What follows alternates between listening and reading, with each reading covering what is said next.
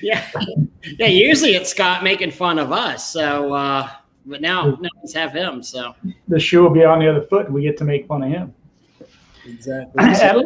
At least he's easier to make fun of. Yep. You know? So anyhow, there it is. And I know that I have a lineup that we're supposed to do on Thursday, but I won't be able to be here Thursday. Okay. Because I'll be on a road trip.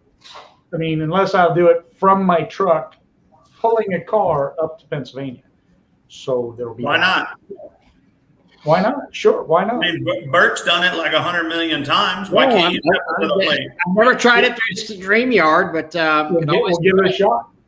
Mm-hmm. I think I have to put StreamYard on my phone to make it happen, but we'll see what it is. I actually really need to do that on mine too and get it stuck on there. So yeah. Well, so there's yeah, now I'm trying to think of what it is that we were supposed to be talking about next Thursday anyhow.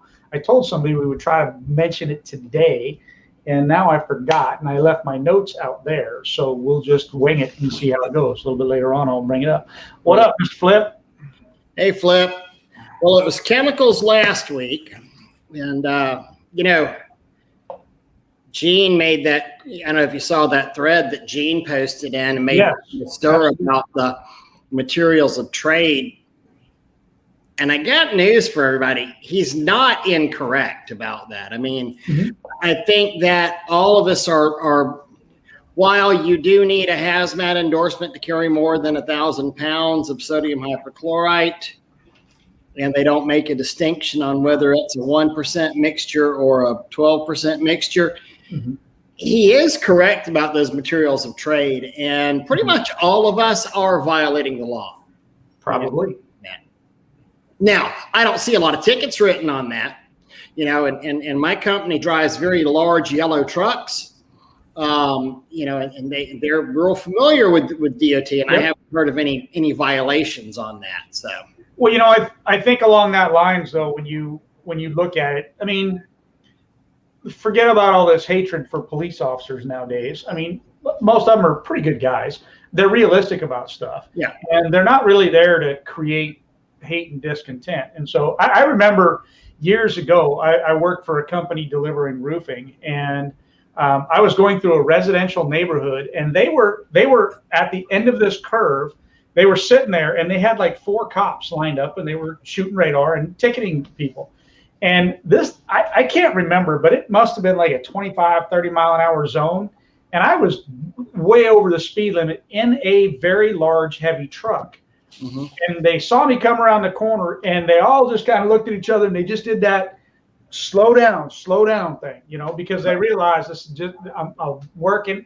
I shouldn't have been speeding like that. I get it, especially in that big truck. But they because it was a commercial vehicle, they were just kind of like, just slow it down. And I think for the most part, unless you're out on the open highway, DOT, but around town and all that, I think for the most part, they're just, especially if they see your rigs like yours all the time, mine all the time, Well, and Scott, I mean, you're into Scott, you're into a lot more than just washing, and God knows, just your wash company's, incredible, but you've got the family business, that's construction. Wouldn't you say DOT is clean trucks, well-organized trucks, having your SDS sheets, don't be a jackass to the officer, things that matter. Well, and it's simple stuff too. You say clean trucks, but have your trucks in order. Make, as dumb as this might sound, have all your lights working on your truck.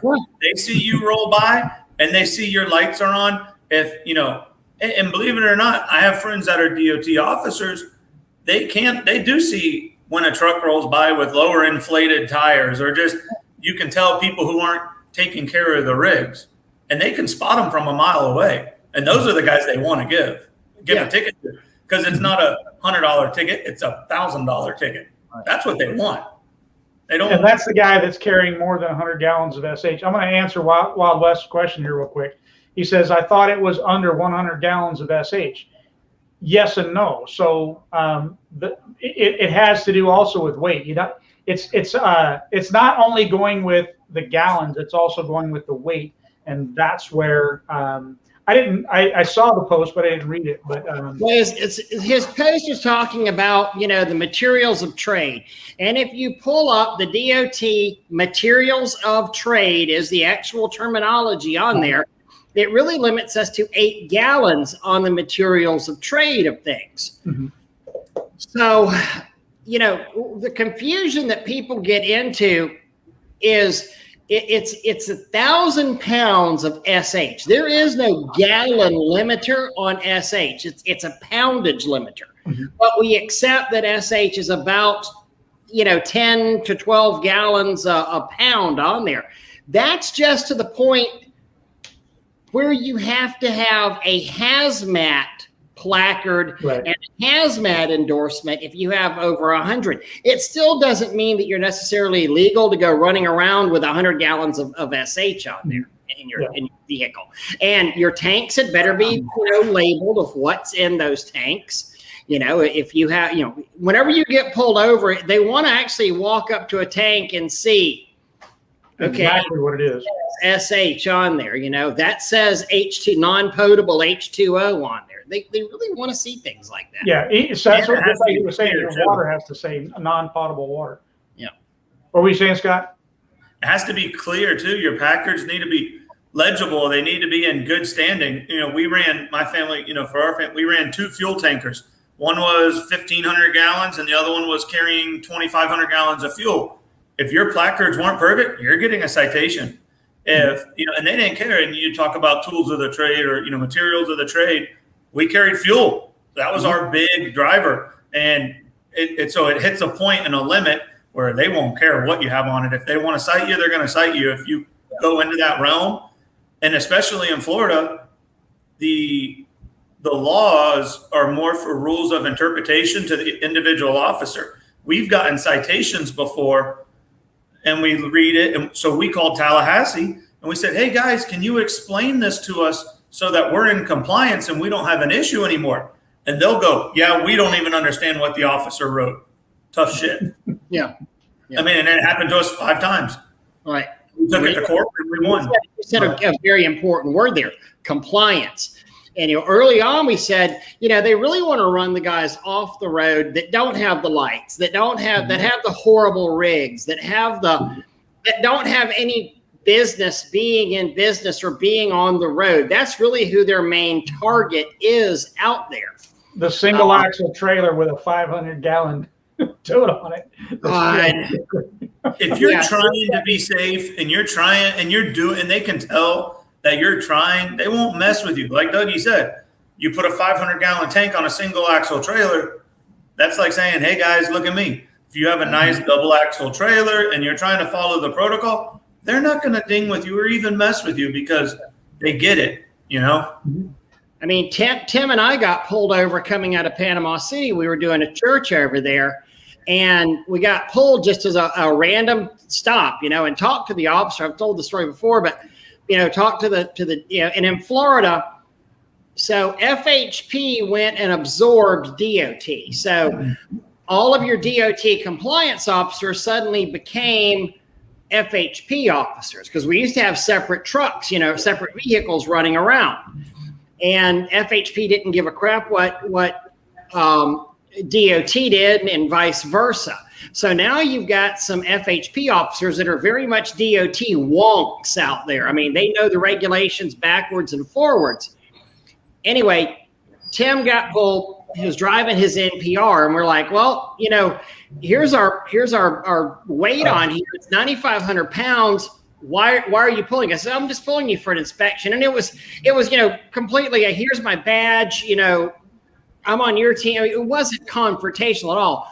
And we were both asking, for our edification, why, even now, if we show you this is only a 9,500 pound truck, why are you pulling us now? Does that make a difference? He says, no, the fact that this is an NPR and this is a 12,500 pound classification truck gives me the authority to pull you and do a commercial vehicle inspection. Mm-hmm. Even though his truck did not have any commercial numbers on there, it did not have any DOT numbers on it. It didn't even have his phone number on there. He kept his truck incognito for a reason. He said, this is an NPR. It's on this chassis. That I know that this chassis is capable of 12.5 and really anything over 10. They can inspect as a commercial vehicle. So, he got the thing. On that truck, there were either one 150 tank or two 150 tanks. I can't remember. I think two 150 tanks. And that officer did not say anything about the 150-gallon tanks. And one of them, full of, bless you. Bless you with your COVID. Full of bleach. He didn't say, you realize, that this is too big of a tank to have on there. And he knew his regulations pretty darn well. What he did cite Tim for, and it was just a warning, was triangles. He did not. I remember that story. That was surprising to me. Yeah, even though we had 8 cones, he wanted 3 triangles. You had to have your triangles. Yep. So. I mean, it's just like the Coast Guard pulls somebody over. They have 20 life jackets. They don't have their flare. They're getting a ticket for the flare. Getting a ticket for flare, exactly. So, Scott, tell us a little bit about Scott. Oh boy, what about me? Well, just tell us about Scott. Tell us what Scott's into for the guys out there who don't know you. Because look, every week we're on here and you come in, you make comments and stuff. We talk about you sometimes when you're here, when you're not here. So, tell the people who you are. Well, I like to be mysterious like that, though, and it gives you a reason to call me and talk to me. Yeah. But it's just being another bald fat guy on the show. I know. We only got one bald guy. But so my family, I come from the family business life. We were real big into rock mining, and we had aggregate plants and concrete plants and pre-stress, and we had a civil engineering division, and we had about 430 employees when we were at the biggest. Little by little, we sold out. No competes ran out. We started up again, put that old business out of business, and then kept on going and sold that one again a couple of years ago. And then I started doing the pressure cleaning thing and moved into University of Miami, Ocean Reef, Baptist Health down here, which is a large hospital. They got about 15 hospitals down here between 3 counties. And then we started. I got sucked back into construction again on some solar farms. And heck, I think when we had the convention in Orlando, the last time we were in Orlando, I was passing through to a solar farm. Right. You were going over to Tampa to yep. So we did a lot of work for TECO and FPL. So that's our solar division, and we're about to do. We got some starting up. We do a lot of work with FPL, Mastech, Verizon, AT&T. So we started a construction division. And so down here in the South and throughout the state of Florida, they do what's called hardening projects, where they're upgrading the electrical grid for storms and all that. And we got real active in that. And so we help them install the pole.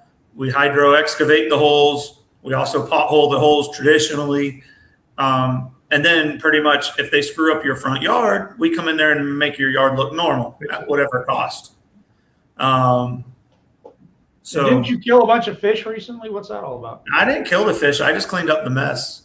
And then we also, the pressure cleaning division, we run 3 2-man crews full-time out there 6 days a week, about 12 hours a day on the fish farm. And that doesn't also include our competitor, who has about 10 to 14 guys out there as well.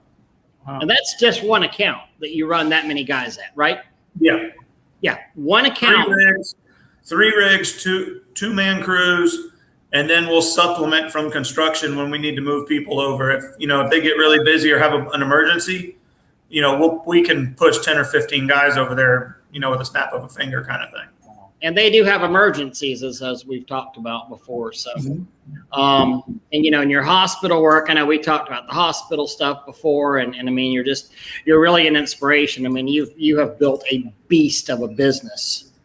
Well, it's about going after things that make sense, and we network, and it's and it's a very blessed situation to be in. Again, also, if it wasn't for the big man upstairs, enabling my family to do a lot of the things we do, it doesn't, these kind of things don't happen overnight. They don't even happen in 10 years. We've been around down here for 60, 70, almost 100 years now. And it's just, relationships that the family's built and built and built. My partner's family has built and built and built. And that's huge. My dad had a heart attack about a month and a half ago, and my partner's dad, he's calling the CEO of Baptist Health. Hey man, I got a problem. 3:00 in the morning, calls them. They all run into the hospital, do whatever they got to do, take care of them. Called my mom like daily. Freaking CEO of 15 hospitals calling my mom, like holy crap. But it's the relationships we've been blessed to have been able to build. Mm-hmm. So, and that's the super important side of all of it. Is just what we keep talking about: relationships. And here, you're talking about a family business that's been around nearly 100 years, and that's the most important thing to the business. After all this time, is still relationships. Absolutely. Yep. My hospital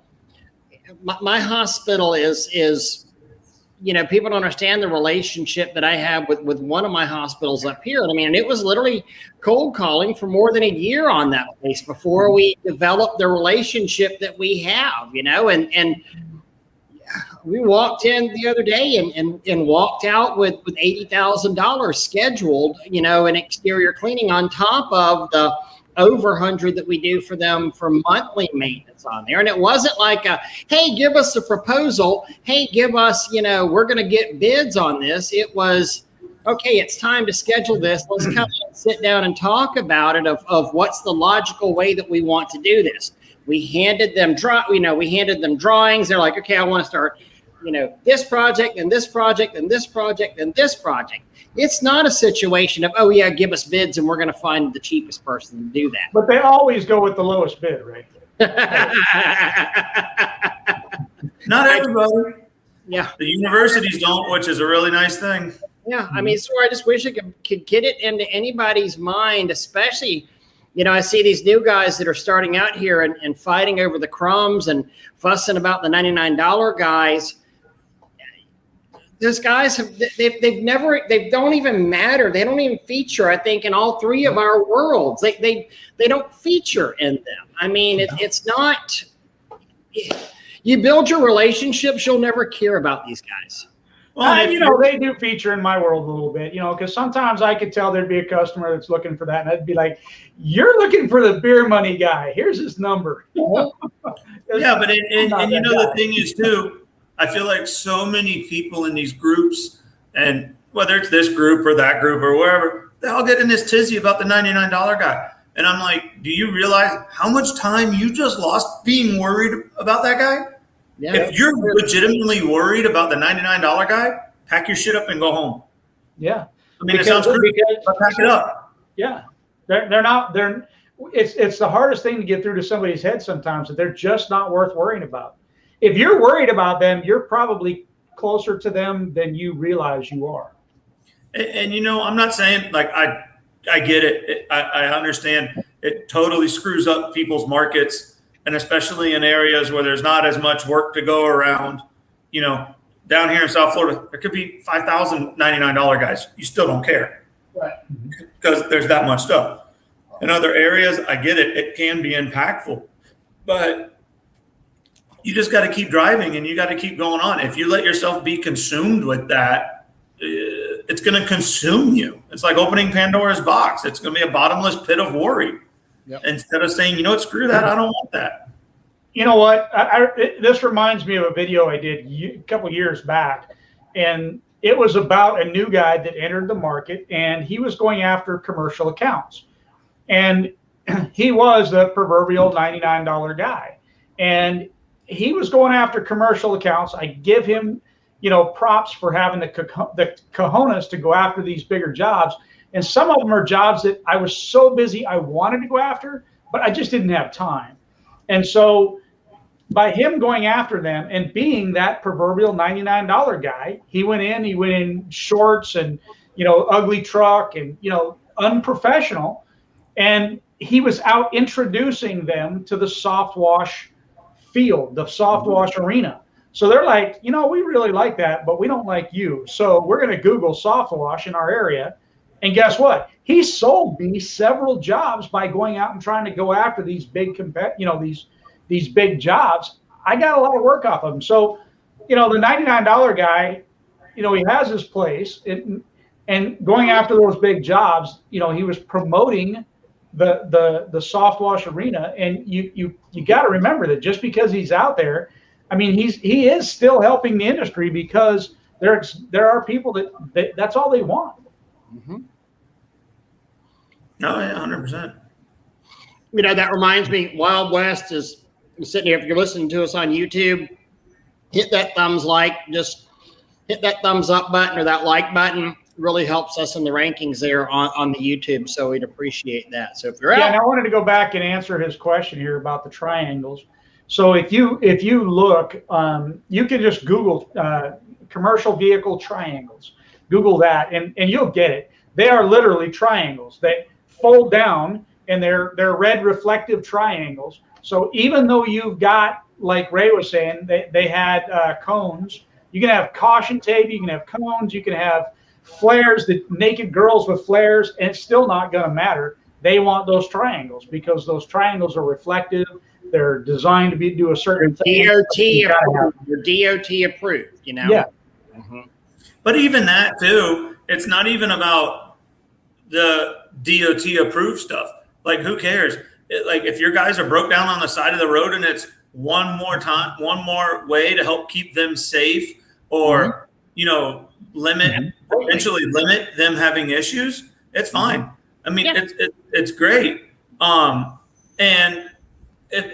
to that, I think everybody should have it. My trucks, we actually have it's about the size of a hockey puck, and they're strobe lights. They and my guys will put out 3-4 of them. Oh God, Steve's in here. You gotta be careful with him. The fire extinguisher, same thing. DOT will bust your butt if you're a commercial truck and you don't have a fire extinguisher in there. Mm-hmm. And it's stupid not to have one anyhow. Yeah. Mm-hmm. Absolutely. I made a comment. One of my favorite forums, and I go on to Facebook because it makes me feel so much better of myself as a person. Then you'll know the one that I'm talking about, Doug. Scott, your head would explode, Scott, if you went into this one. But the guy was saying to me, the comment of, well, I heard OSHA doesn't allow you to mix laundry soap and bleach. And I simply responded back. I was like, I think you need to vet your information and figure out that you heard this. Because I've read some pretty extensive OSHA stuff, probably not near as much as Scott has, for all the different levels of business that they're at. But I've never sat there and seen where OSHA has said you can mix this and mix that. OSHA stays out of that business. They will never do that. Yeah, OSHA has very little to say about the pressure washing industry in general. I mean, they do have some stuff buried in there about, your lances. You have to have a lance on there, and y'all realize a lance isn't for our convenience, but it's actually for our employees' safety on there, so you don't spin the gun around and red tip your own face. It is for our convenience too, though. But you really need to vet where you get information from. But OSHA does not say anything about you can't use bleach and laundry soap. I mean, you can look through the OSHA manual and you'll never say that either, because it'll open them up for a liability too. That they'll come down on you like a ton of bricks that you did something wrong, but they're not going to say, "Ooh, go mix Gain or Dawn with your SH." They'll never say it, because then everybody's going to point the finger back to them. Right. But you know what they will say, though? They will talk about labeling, and they will talk about using chemicals consistent with their labeling. Yeah. So now if you go in there and you use, and this isn't about the laundry soap, so you kind of have to not read between the lines, but understand OSHA does a lot of generalities, not just OSHA doesn't approve one type of harness. OSHA doesn't approve one type of chemical. But OSHA's going to sit there. This is why it's so important. I mean, and we can sit here and talk about, oh, I want to use Gain. I want to use Dawn. If it says don't mix with bleach, don't mix the shit with bleach, because it's a violation of federal law. And then God forbid, if you ever have a problem, if you had an employee that had a respiratory problem, if you had an employee that possibly even slipped and fell or something, or fell off a roof and they were wondering, what are you doing? And you're saying, well, I'm using this Dawn and I'm mixing it with bleach. Well, it says right there, don't mix with bleach. Why are you doing that? Now you have knowingly, willfully violated a label policy. Not only that, but just like we talked about last week, I mean, because I know a lot of guys that have said, well, I mix it at the house so nobody ever sees that bottle of Dawn or that bottle of Gain. But yep. You can't hide the fact that that's what you buy unless you're out paying cash for it, yep. Which really, I mean, negates what I mean, if you complain about the cost of soap, but you're paying cash for it, you're not getting the write-off for it. So, yep. You're negating the facts of it anyhow. So it doesn't even make sense. It really doesn't. I mean, well, if you are doing it, talking about it is the first wrong step. If you are doing it, just keep your mouth shut. Yeah, true. Yeah. That's a good point, Scott. I mean, if you're doing it, just be quiet about it, and you're in a lot better shape than being out here on Facebook. But I would almost go so far as to bet that in almost every big group, there's some regulatory person that's in there as Joe Blow, and then I'll also tell you, anybody in any of the groups, including the three guys on this show right now, if any of us say we have always done it lily white and we have never cheated something, did something, or whatever, I'll call every freaking person a liar. Yeah, absolutely. We've all done it. I've done everything lily white. Liar. Well, I mean, well, if it's based on his hair color, that's probably true. That's not a lily, but it's a something white. It's a flower that's white. I had to have a flower here for you, man. I had to. This explains a lot, Doug. Speaking of that, this explains a lot. Yeah. Talking you got about a multicolored flag too. Yeah. Hey, it is Pride Month. There you go. Hey, there you go. There it is. You're talking about getting out here and being checked up on in the groups. The other thing that people don't realize is, what is your website? What are you posting on Facebook? What are you posting on your website? Are you posting pictures of you going out and cleaning a roof with no harness on? Are you posting pictures of you doing something illegal?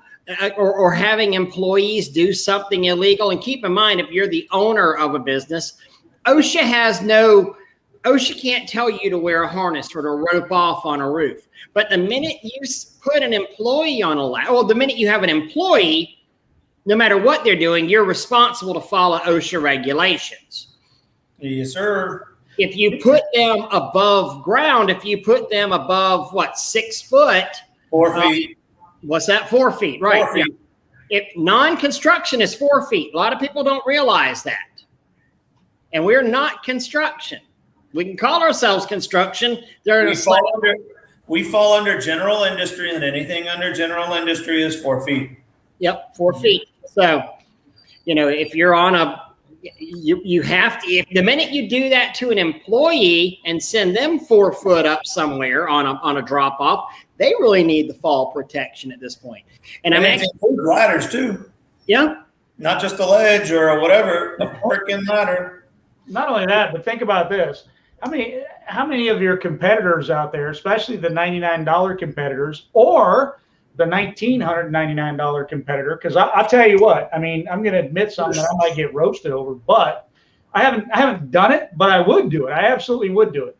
If I knew that one of my competitors was blatantly putting his guys at risk, I would turn them in.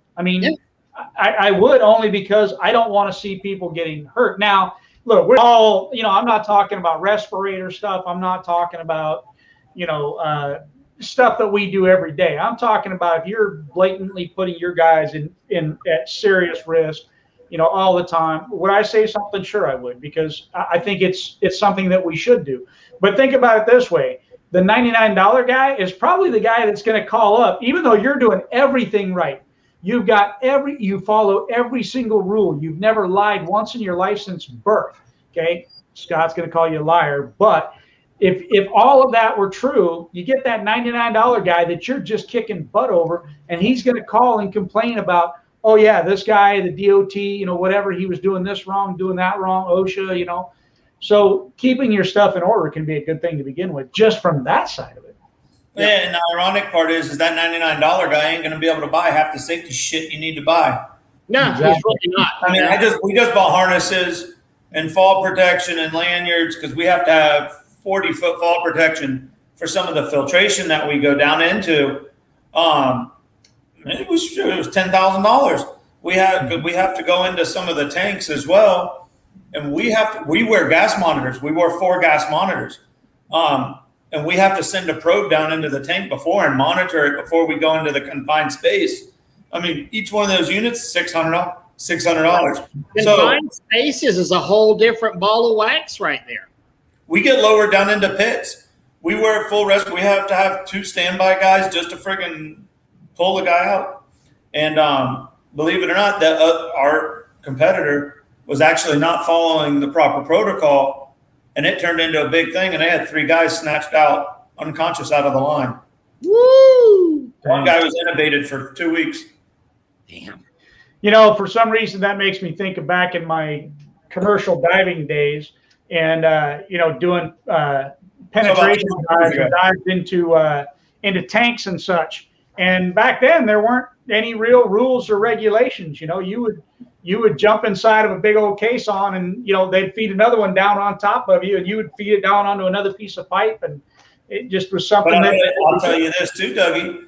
If you knew half the shit you know now, I couldn't pay you enough money to get in that caisson. Oh no, yeah. Once you really realize what can happen. Yeah, you got some. When you're young and dumb and full of stuff, you'll do stuff. I mean, I can say that some of the stuff that I did back then, like, we would be working on oil rigs, and you're walking on a 12-inch casing 3 stories up, and you're pulling tugger wire, and you got chains wrapped all around you with snatch blocks and come-alongs and all kinds of stuff, and you're pulling this tugger wire. If you fall, you're toast. Trust me, I know. I've hung 50, 60 feet under our conveyors without fall protection. I just crawled up in the conveyor, and we got the motor swapped, and I was like, screw it, I'm the owner's kid. Like, hey, whatever, what are they going to do, sue me? I'm like, so we just did it. But knowing what I know now, how unbelievably dumb I was for doing it. Mm-hmm. This one here, Jim, let me tell you this. Have you ever had to tell an employee's family that he's going to be in a wheelchair for the rest of his life? I worked for a guy, and this is what I mean by I would absolutely turn somebody in. This was a great, segue into that. And that is, I used to work for a roofing company years ago, and a commercial roofing company. And his guys would do stuff all the time. They would play football up on a roof. Okay. And you would have open holes all over the place. And I kept telling him, you know what, you keep allowing this stuff to go on, somebody's going to get seriously hurt one day. And sure enough, one day that day came, and one of his guys fell through. It's a longer story than that, but fell through a hole. And there was a guy on his way up in a scissor lift to do something with that hole, watched him fall right past him, couple stories down, boom, he's in a wheelchair the rest of his life. So these things absolutely happen, and safety is you are responsible for what your employees do. So if you allow them to do whatever it is that they want to do, Scott, what would you say to something like that? What's something that you've had happen or that you've heard of happening that is an employee thing, totally upon the employee, but really affected the company? Well, let's see. In our history, we've had 2 fatalities. We've had a couple extreme, we'll call them employee retiring. Did you just take a whippet? No. That's a whippet. I've had this upper bronchial inspection. So. Oh, boy. So the people you killed. So back in the 70s in our block plant, It was actually our plant manager's son. He went into the silo because he wanted to smoke a joint on lunch break and never tagged out the plant. And they fired up the plant after lunch, and he got sucked through the cement silo. Damn. Down into the plant. We had one guy in the early 2000s commit suicide. He drove a large haul unit into a canal. And then back in the 80s or something, I forget when, we had a tower crane, one of our concrete trucks, the power line, he pulled down the power lines and they laid on the truck. And instead of the driver waiting and keeping his cool, he panicked and he went and tried to jump out of the truck, and he grounded out when his feet hit the ground because he was still holding on to, the railing of the truck, and it blew his freaking feet off. Yeah. And, those are, and then, obviously the police department, different agencies, help deal with that. So like the business owners and stuff don't have to do it, but still it's, you got to be there for the family. You try to help, you try to keep a distance to a certain degree too. And it's not fun times. No, it's not at all. I mean, we had a fatality at our office, and it is not enjoyable one bit. I mean, it's horrible. And it's something that it can literally upset your life. Words can't describe how much, especially as a smaller type company. Even as a large company, I could imagine, but as a smaller type company, how much losing a team member just screws up, throws a monkey wrench in the works. Put it like that. Well, and truthfully, it doesn't matter if you have 10 guys or we have 200 plus right now. Nobody wants anybody to lose their life. I mean, we had one last year. The guy got out of the truck and left the truck in neutral. It rolled him into a tree. It wasn't anybody's fault. He parked on an incline, left it in neutral, put it in neutral instead of park. It happens. Doesn't mean it's any easier. We're not liable. We didn't do anything wrong as a company. Yeah. But it's not like you go, ooh, let's go through this situation. Like, no, you try to avoid it like the plague. Yeah. Yeah, just out of curiosity, did they check out your truck thoroughly? In other words, did they check to see that it actually went into park and that there were no known defects or anything with the truck? Did that happen? No, they did. They 100% did. But, you still have to go through all that crap. You have to go through the depositions. And it is not fun. Even when you try to do everything right, it ain't fun. Because the more employees you have, the more chances you have for issues. And like I said, even when you do it right, things can still go wrong. Yeah. Shit can go wrong. It can go wrong real fast. And, and I don't mean this at all to be, I'm not being flippant at all about this. I mean, I don't mean this to be like, oh, poor me, the paperwork. Because, somebody's lost somebody has died. And whenever it's a member of our team, we're getting the emotional sadness of that as well. But I don't think people ever realize as the business owner what a massive extra load of stuff, ration of shit that you're going to have to go through as the business owner on there. Mm-hmm. Oh, it's unreal. It's amazing. This is a good one. This is one that Scott will get a lot more than you and I will. But so when doing large garages, most of the time we need to close streets and sidewalks, various permits. Then you hire a traffic control management firm. They provide lights, cones, personnel for working at night, high-vis personnel to control all traffic situations, 100 cones. Yeah. Yep. We actually have a division that does that. We have our own MOT division. Because also, and this is where Dougie and I have talked about diversifying and all that kind of stuff in the past. We got all our guys certified in construction. It's auxiliary income. We bought cones. We bought aero boards. They take the extra stuff to the job. We just made an extra $1,000 on the night. Yeah. Mm-hmm. Per crew. And so what are your thoughts and opinions on diversification? Like, what you see us talking about sometimes, and guys are talking about doing, the pressure washing, soft washing, window cleaning, and then getting into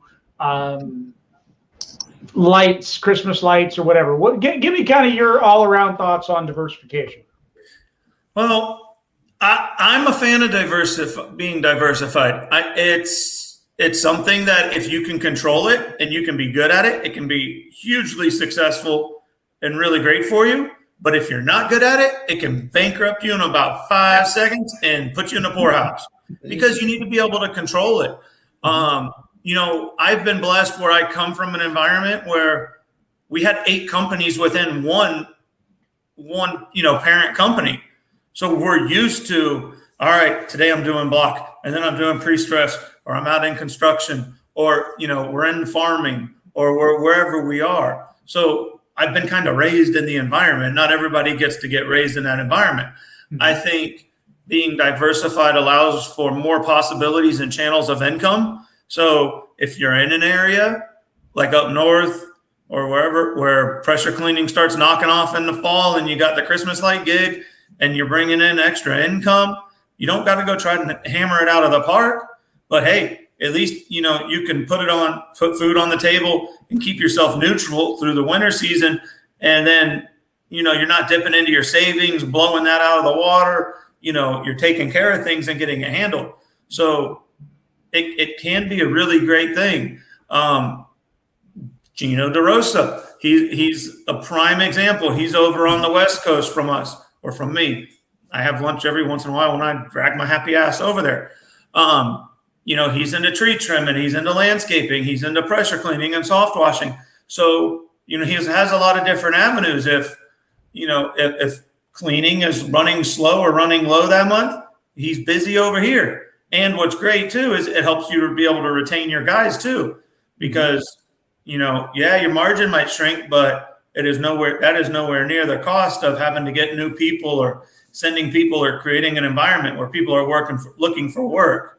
But it comes with a cost. It comes with a stress factor. You're running multiple areas. We have 6 different divisions we run. We run power, we run telecom, we run hydro excavation, we run pressure cleaning, MOT. There's a lot of shit to keep track of. I'm not even going to lie to you. Joe Devenow, Joe always told me once, he's like, Ray, I don't want $1 million business. He said, I want 4 $250,000 business. Right. Which I thought was really smart. And now, Scott, I would say on being that diversified, wouldn't you agree that having good leadership into each one of those teams, is key to that? Do you have a guy who's over MOT? Do you have who's over all of those? Multiple. Yeah. We have a guy that handles telecom. We have a guy that handles power. We have a guy that handles MOT. We have a guy that handles the excavation side. We have a standalone pressure cleaning supervisor. Yeah, we do. We have Ray's favorite area, non-generating income employees. We have a supervisor over that too. You have a supervisor over all the supervisors. What you're trying to say. But let me tell you what happens though whenever you get to this certain size. So the company that just bought Spray Wash out, and we're sitting here having a corporate meeting last month, and we're like, guys, we've had all these bids hit. We're very blessed. We're all of these things have hit at one time, and we have a very short window to do that. And they're like, Ray, it's cool. Don't worry about it, because they're a company with 100 employees, and they literally took $150,000 worth of contracts out of my office and said, we'll handle these right here. You go ahead and do this 100,000 right here for May, and do this 75,000 for June. So it's nice to be able to have that on working with these larger, companies like that. No, it is. It really is. When you're able to deflect certain things, and then because it changes too. You end up in a point where, my partner and I talk about this all the time, man. When we first started, we thought we're the guy on the truck, we're the guy on the tractor, we're the guy on the loader. Yeah. No, No. You're not. You end up being the freaking jackass in the office that says, all right, where are we at MOT? Where are we at telecom? Where are we at here? Okay, cool. That makes sense. Do you need help? Do you need whatever? Yeah, I cruise around and go to the jobs and, I'll help where I can. But then I got to get my sorry ass back in the office. Yeah. Yeah, you're never, and let's face this, you're never going to grow. I have never heard of a $1 million, multi-million-dollar washing company, at least, much less construction, where the guy who's running it is actually out there in the field and washing every day. Mm-hmm. I mean, I was probably as close to that as it comes, but then again, it was me catching the overflow, and I still had Tanya in the office every day. Bless you now. Rona, test his ass. But it's very rarely are you ever going to, you don't see the Brandon Vaughns, you don't see the guys that we know that had, the larger type businesses out there humping a wand every day, because we know that our strengths, if you've built your business to that level, your strength probably isn't holding that wand, Right. Well, and you get to the point too, where you need to be focused and you need to be worried about developing the business. Mm-hmm. And okay, I can't develop the business running a hydro excavator or running a vac truck. I can't do it. Yeah, I can be, and trust me, there are days where I wish I could turn that key off. That is one nice thing about what I do is like, well, Tanya, I'm busy in the field today. You got to deal with these corporate meetings because I can't hear you. Yeah. I can tell you one of my busiest times in life. I own 3 companies at the same time, and I worked at all 3 companies at the same time. I turned more money that year. I literally, and everybody uses literally wrong. I literally worked every single day the entire year. I turned so much money. It was incredible. When I sat back and I was looking at the books going, wow, I did that. But my profit margin, I made less than I had ever made ever. I mean, I might as well just have a job with all the hours that I worked and everything else. I needed managers in those jobs because there's no way to do that. You can't run all these different things and expect to be everything to everybody. It doesn't work that way. And that's where you need to get those. So everybody calls them non-income producing people. And that's true, but to me, it's also not true because you need them to help you stay focused on what it is that you need to do to help you grow your business. I look at it differently than King Burke over here too. Instead of non-income producing, I look at it as money saving people because if I subbed it out, if I brought in outside people to do it, it would cost me 10 times the amount of money. If I brought in a mechanic group to service my trucks, guess what? It's going to be way more expensive than the 4 guys I got over there. Exactly. And whenever I say that, whenever I talk about the non-income, I'm not talking about guys like Scott's level. I'm not talking about guys like Doug's level that could have actually absorbed those costs. I'm talking about the guys who are sitting here around on Facebook that might be doing the $180,000 to $300,000 a year, and they're getting some traction in there, but they listen to these jackass gurus that are basically saying, oh, you need a director of customer service, and you need a mechanic, and you need a this, and you need a salesperson, and you need a that. And it's like, but you don't understand. You can't support 4 or 5 non-income producing people on $300,000, $400,000 a year. It doesn't work. I mean, sometimes you have to grow yourself into that position to where you can hire these people out. So let me ask the both of you a question. And this was something that was posed to me, I guess, probably 2 or 3 weeks ago. And that is, what would you guys say if I asked you, when do you say it's time to get off the truck? Or let me rephrase that. When do you know, hey, it's time to hire somebody to run my truck for me? Well, first of all, everybody's in a different situation. People are in different markets. That can be difficult. And it's, man, I feel like sometimes there's no right or wrong answer too, because you have to realize when it's costing you more money being on that truck and not, like I said earlier, not developing your business. You have to realize what that point is. And then, you know, are you able, here's the thing, there's different people, everybody's situations are different. You know, I've been blessed to where my family has done extremely well over the years, and I can afford to just say, you know what, I'm going to throw 3-4 mud pies at the wall. Hopefully 3 of them stick. Let me see how this goes. So it can be different to everybody. You know, I have a lot of respect and admiration for the guys who have to hustle and work it up. And, you know, to them, it's a much more real fear. And, you know, it can be a scary thing for them too, or anybody to say, okay, I'm stepping out of that point of control. I'm letting them go. I'm going to try to develop the business. But you also have to be able to, you know, we talk about balance and we talk about different things too. You got to be able to make sure you can maintain a certain margin too, because you're going to get to the point where if you're not making 30 plus, maintaining 30+% profit, it's not going to be worth it. So why have all that stress? Maybe you are better off in your area being the guy on the truck, making the 70, 80%, you know, like you guys have mentioned before.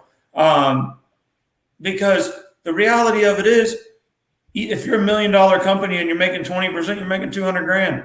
Yeah. You need to be a $5 million company, and to really make it worth it to balance for the balance, at least in my opinion, you need to be 30, 40% at least.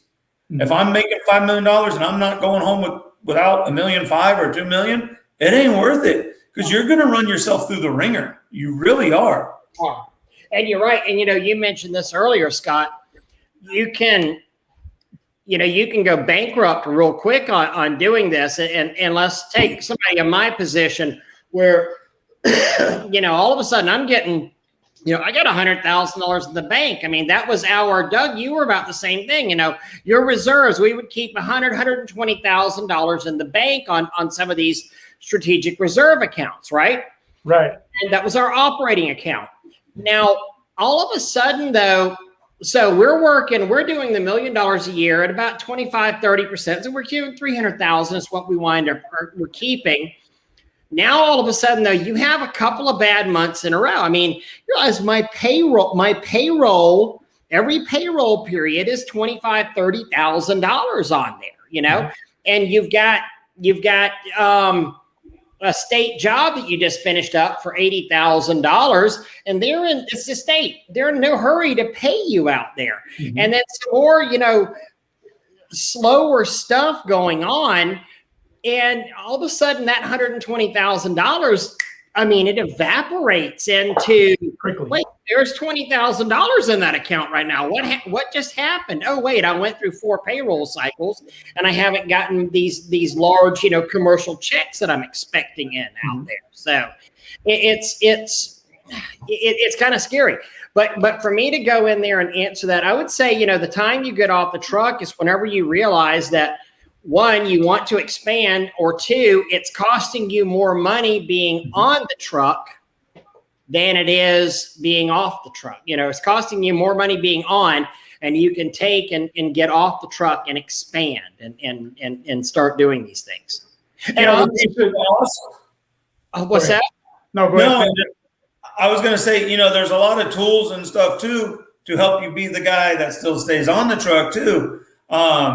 Between your CRMs and your drop boxes and your different, oh, that's expensive, or, you know, Jobber's $150 a month, or customer factor is this, or, you know, whatever is this. It's really not. Because if you quantify that into the people that replace, that data is so valuable to you. Scott hung up there, but that data is so valuable to you. It's really not that expensive to you. And keep in mind, I don't think any of us are sitting here saying that, oh, you have to do it my way. You've got to be a multi-million-dollar producer like Scott. You've got to be, you know, like Doug. You've got to be like me. I mean, hey, you might want to be doing $300,000-$400,000 a year and keeping your truck in your garage and keeping $150,000-$180,000 off of $300,000. Good on you. If that's where you want to be.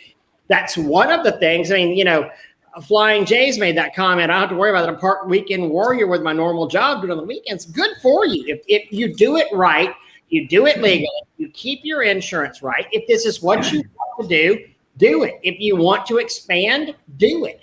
But nobody's sitting here saying, oh, you got to be like Scott. You got to be like Doug. You got to be like me. I mean, that's what I love about this industry. And I'm going to tell you what, there's a lot of part-time guys. There are a lot of firefighters out there. There's a lot of older retired guys. Where's he at? Older retired guys that, Wait, I can just do it this way because it points to both of you. Yeah. That, do awesome work, and they just work the weekends, and it doesn't really matter to them.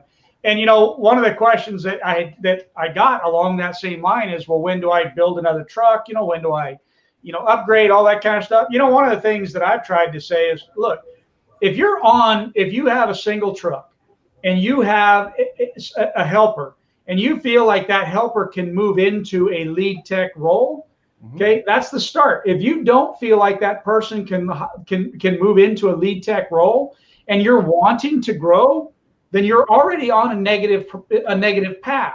Yep. You need that person in the truck with you that's going to grow into that lead tech.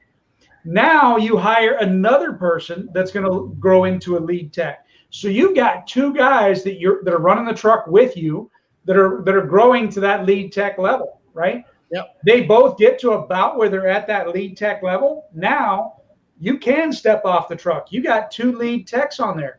What's the purpose of having two lead techs? That's stupid, right? No. Now you can build another truck. Yeah.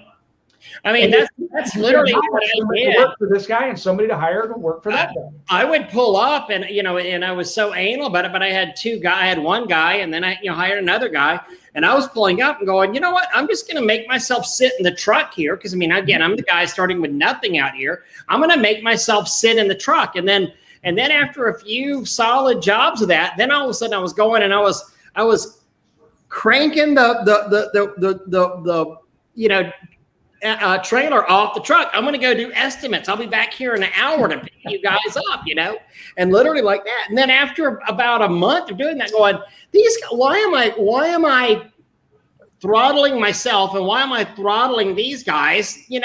It's time to freaking let the Kraken loose. And I let these guys go off and do what they wanted to do. I bought them a truck. Then I bought another trailer for me to go around with. And because I wasn't ready for a full crew at this point, I was ready for me to do, extra jobs. So I would go off and I'd do my estimates and I'd do the extra jobs that those two guys couldn't get into. Then I hired myself another assistant and just kind of grew into it that way. Hey, just a quick thing here. Skylar says if there's anybody in the Oklahoma City area that he can network with, reach out to him.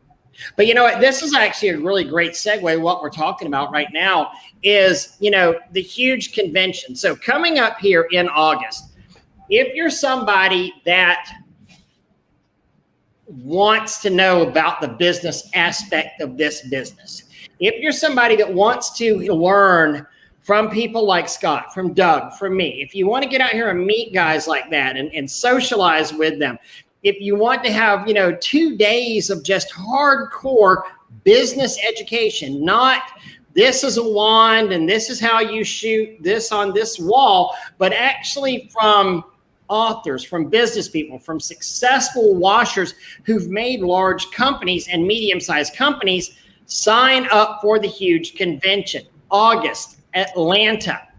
Use the discount code SPRAYWASH in there whenever you get your ticket. And just if you are looking at that wand and what that stuff is, then don't forget Spray Wash Academy does have a basics course on the 18th at the huge convention. So it happens at 8 o'clock in the morning on the 18th. And that will be basics about soft washing and roof cleaning. and you can sign up at Spray Wash Academy. Actually, where's the other banner? There's the Jot form. Is it this one? Yep. Nope, you got the wrong one. We're clicking at the same time again. Isn't it that one? The 1154. I don't know. I think that's. And the classes really are great. And I'm not saying that to make Raymond feel good, because I assure you that's not what I do in life. That's not your goal ever.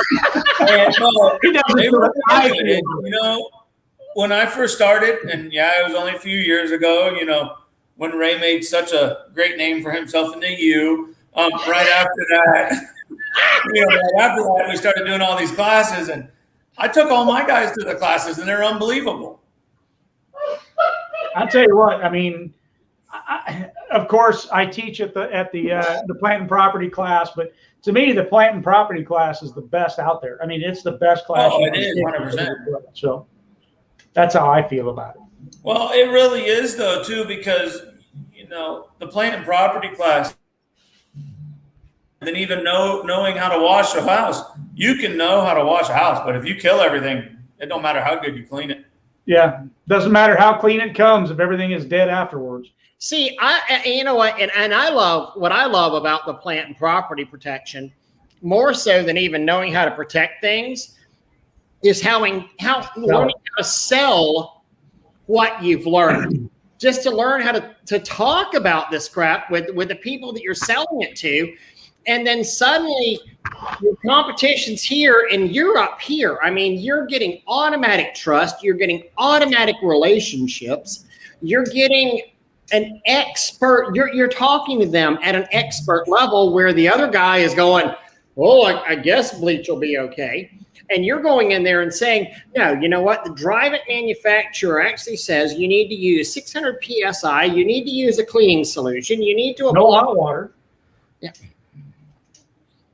Mm-hmm. Absolutely. And that's the same thing I'll go back to again, too, is that how is it that we can have more trucks in our respective areas than any of the other companies? And this is and we sell on plant and property protection. I mean, 1 + 1 generally adds up to 2. I mean, it's hilarious. Using that information and that education that you have is what's going to sell for you. I mean, there'll be some jackass on here that'll come on here on YouTube and go, oh, well, it's just common sense. I took your class and it just was just blah, blah, blah, blah, blah. Dude, you know what? I mean, I'm a guy that's doing $1 million a year. I've just sold my company. I'm in a metro market area of only 350,000 people. There are literally 150 other soft washing, pressure washing companies here. I'm the only one in the area that has 4 trucks, much less 2 trucks. It's because we believe in what we say, believe in what we do. I mean, But Raymond, this is where I get to plug my huge class of how not to be a jackass on the internet. Is that possible? Teach you how to do that. I'm just curious. Who's gonna teach you how to do that? I'm gonna do the teaching. So the jackass is going to teach you not to be. The jackass is going to teach you how not to be a jackass. That's awesome. Yeah, think about that. And everybody in my class gets a shot.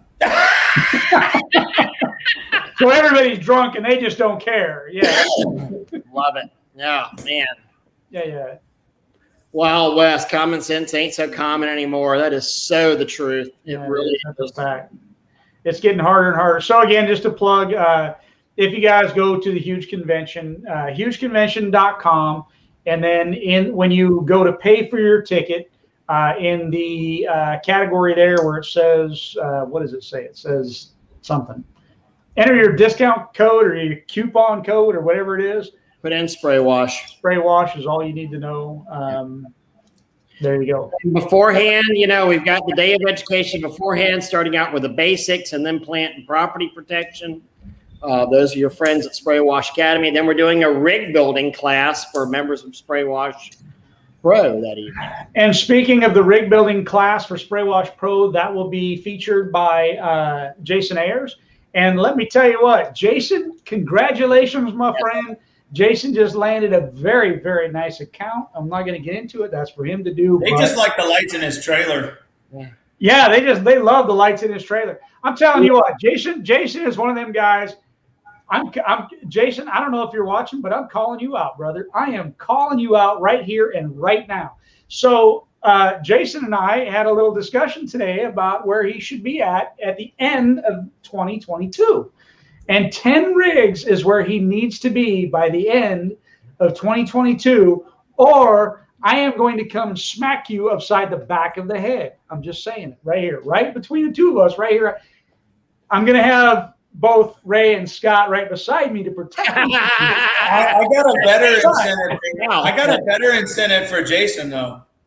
If he's at 10 rigs by the end of 2022, Dougie should shave his head.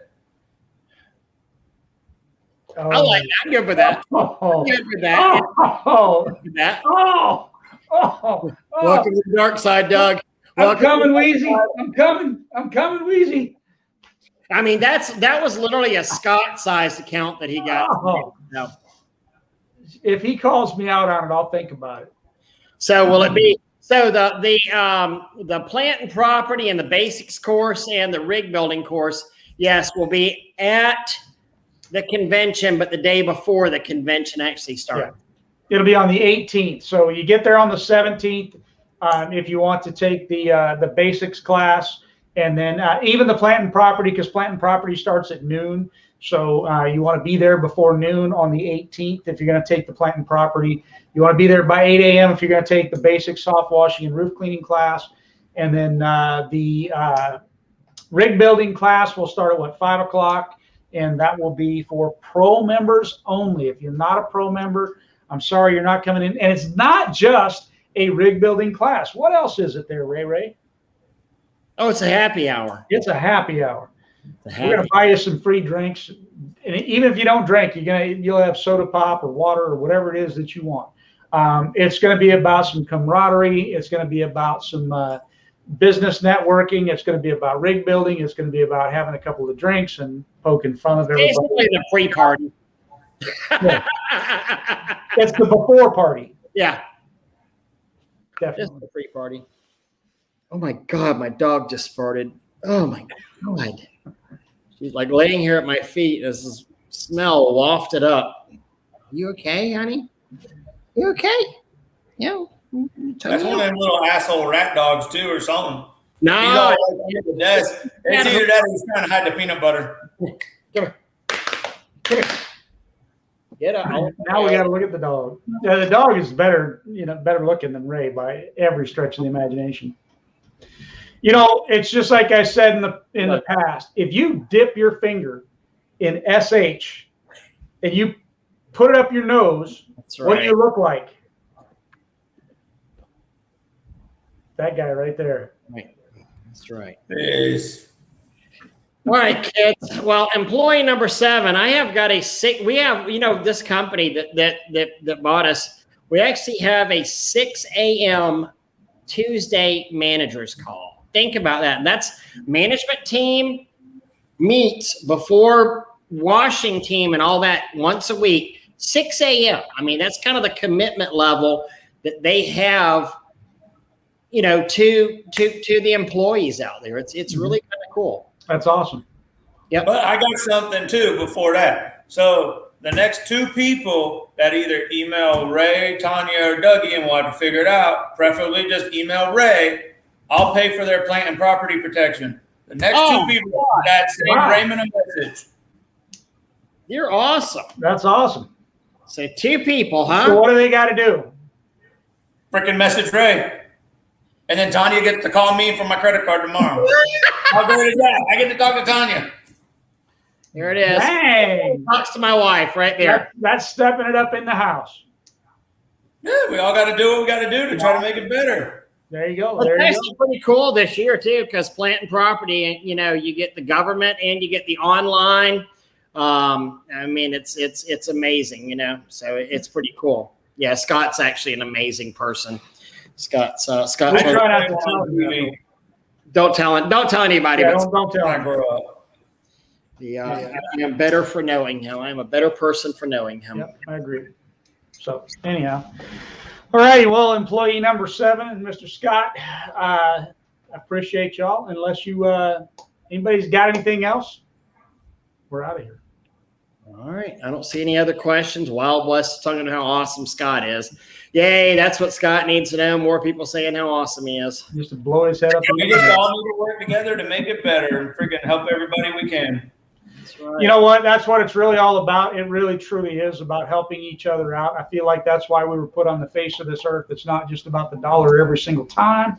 I think it is about helping each other, and I think that's what we try to do here at the Spray Wash Academy and Spray Wash Pro. You know what? There is actually one more thing I want to bring up. So earlier this week on Monday, no, that was last week. Shit. Monday of last week, I went to a bid, a large bid, Doak Campbell Stadium. I don't mind saying who it was. It was a public bid. The walk around was mandatory. Okay. So you had to be at the walk around to bid on it. Last year there were 15 companies that came, and the winner this past year was a company out of South Carolina that they bid $30,000. I mean, Scott, could you imagine doing Stadium for $30,000? I mean, just no, obviously not. You need to times that by about 4. Yeah, but everybody grumbled and mumbled, and they're like, what in the hell? Well, Doak Campbell Stadium, Florida State Seminoles, was not satisfied with their work. It was a 3-year contract. It was a 3-year contract. The contract is canceled. It was rebid this year. So last Monday, whenever I showed up, again, last year there was 15 people. Everybody was discouraged because of the lowness of the number last year. This year, there were 4 companies that showed up, and all of us were around the same rate as we bid last year. We were all in the 60s. I mean, we were double what that company was. We were all in the 60s. So understand that the 4 of us are looking at each other going, holy shit, this is a mandatory bid. You literally had to be here to bid on this. And not 1 second late. They only signed it, so only 4 of us. So that is what, 75, 80% fewer people on there. Of these 4 companies, we've got a 25% chance of getting that bid. I mean, it's going to go to one of the 4 companies that was there. That's it. 1 company is out of town, 3 of us are local. I mean, it's kind of crazy. So if you get these opportunities, go to these pre-bid meetings. Go to them. Don't blow them off, because you never know what's going to happen. Well, and they don't forget too. So if you don't show up to them, they remember. Oh yeah, he showed up for 1. Oh yeah, he shows up for all of them. You might not get them. You might get 1, 2, or 3 of them. But trust me, it's usually the same guys for an organization running the pre-bid, and they remember. And you know what? They also call you whenever stuff goes sideways, and stuff always goes sideways, and they need a little special help. They have a special project. They need this or they need that. They'll call the guy that looks professional and shows up every time. Yeah, no, there's a lot of stuff. And, it's like we talk about the networking too, and building the relationships with those people. I can't tell you how many phone. Hey, we need this done tonight. Hey, we need this done. Hey, we need that done. Do it. Bill us. Do it. Bill it. We need it done tonight. You can be here tonight? Sure. Doesn't even go to bid. I mean, because it's the relationships that prevent bids in the first place. I had so many. Whenever I have my two of my foremen walk out whenever I sold the company, because apparently they like the thought of taking oxycodone better than they do random drug tests. Oh, sorry, that's nice. my voice. But when this company purchased me, I lost 2 employees. I can't tell you how many people, Doug included, said, you need help? I'll be there. I'll come and either stay with you or stay in a hotel room. We'll dig yourself out of this hole. I have people from Central Florida doing that. People that I know that aren't like this old retired fart right here, but people that actually have busy, businesses that are saying, Ray, you say the word, I'm there to help you. You've helped me so many times. This is what the networking is about, guys. This is where you can call on people and say, hey, I just got a stadium. Can you help me? Even if you're not big enough to handle it yourself, maybe you put together a coalition of 2 or 3 different companies and y'all go in and share that. You know what I would do for you, Raymond Burke? What's that? If you needed help, I would bring my Cyclone, and mine actually works. I would be willing to bet money it doesn't capture what they say. You have the only one that works in the country, or apparently. So Scott's a member of the smallest Facebook group ever. Cyclone owners that actually have machines that work. There's 3 of us in the Cyclone. Seriously, we actually do have a Cyclone owners group. We actually do have that group. There's 3 but of I had us. to kick you out, Doug. What's that? Doug, I had to. You cut out on us. We lost you. I think you're saying he had to kick you out. I had to kick him out. Yeah, there's 3 of us in the group. Only one person still owns one. You do some modifications, and you make it do what it needs to do. I think it could be a great machine. Out of gas. I think it could be a great machine. I think they need to do some more, research, development, testing, improvements, bigger pumps, that kind of thing. I think it has a lot of potential. I really wish it had worked out for us. But there's that. Now and I have actually developed off of my hydro excavators and stuff. I've actually developed a means and method that actually blows the Cyclone out of the water, captures it, filters it, and everything to where you can discharge. But, it takes a lot to get into it. That's why we take something from a different area, try to move around this. We actually have it now to where we can push everything to the bottom of the ramp, capture it.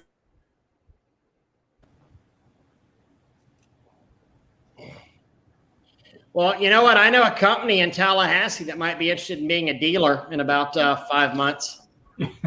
Yeah.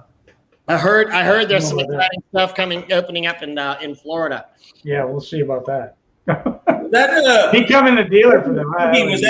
Was that XXX store in Tallahassee you were telling me about? Or something? Well, there's 3 letters. There's 3 letters in that store. Not number X, but yeah. Speaking of that, I just got a message from somebody. No, making sure. Okay. Scott sending pictures of his junk again. That's all. No, it was somebody who's intimately involved in that gig. I saw a message from him. I was like, "Oh, am I saying too much? Oh crap!" So yeah, we'll see. All right, y'all. Y'all ready? We done? Let's do it, guys. Thank y'all so much for your time, Scott. We so enjoyed having you on tonight. Anytime, just for you, Mr. Burke. And you're coming back Thursday because I'll probably be out. In all fairness, though, I'm still waiting on Burke. He's supposed to come down here to go to Ocean Reef, and he hasn't shown his ass up. Hey, I'm still waiting on a ripsaw. I mean, I'm just saying. Yeah, I mean, Tanya's the one that said, "Hey, let's go on vacation together." But I am so shut down right now with all this crap. Whoa. I mean, we just had to cancel a cruise, and we had to cancel. We had to cancel 2 vacations because we tried to go out once a month. We've had to cancel both May and June, and our July vacation. 3 of them we got canceled. We are taking one at the end of July, the family to Panama City. Well, that'll be awesome. We're on for Ocean Reef. We're definitely doing that. There you go. Anytime. Yeah. Oh, I know what it was. We were going down we were actually going to call you because one of our friends, we were going to fly in. We were flying into Miami. This was at the end of June. We were going to fly into Miami and drive down to Key West for our buddy's 60th birthday. But we had the reservations and everything. And we were like, there's no freaking way we can go. I mean, this just sucks. It does. It'll be all right. You'll get there. It's all right, y'all. got a pot of gold waiting at the end of the rainbow, so it's all good. Somewhere, somebody's rainbow. Somebody's rainbow. There you go. I can't get my piece over there. So All right, gentlemen. See you guys. Y'all have a good night.